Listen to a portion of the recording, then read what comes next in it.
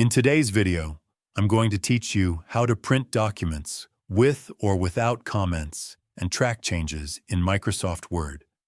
When you're reviewing or editing a document, Word often displays comments, markups, and tracked changes.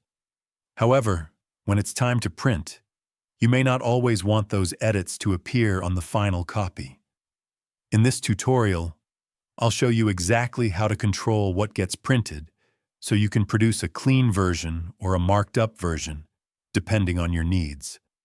Let's start by opening your document in Microsoft Word.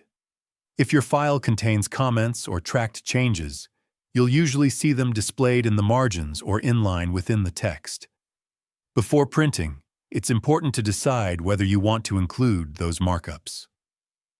To adjust this setting, click on File in the top left corner, then select Print.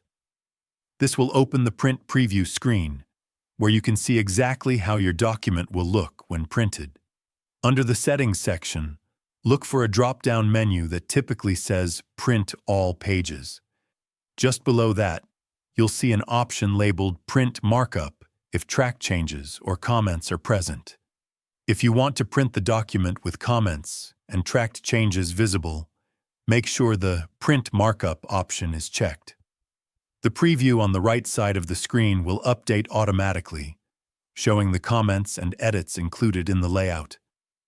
On the other hand, if you prefer to print a clean copy without any comments or tracked changes, simply click on Print Markup to uncheck it. Once unchecked, the preview will refresh, and you'll see a clean version of your document without any editing marks. Another helpful step before printing is to review the document under the Review tab. Here, you can choose how markups are displayed by selecting options like Simple Markup or All Markup.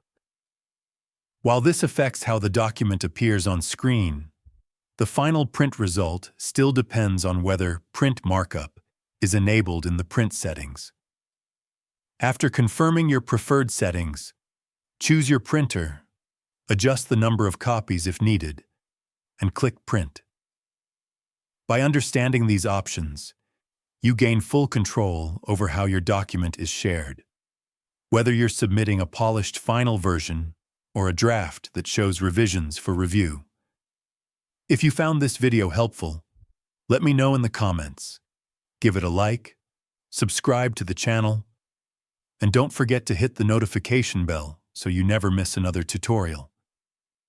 Thanks for watching, and I'll see you in the next video.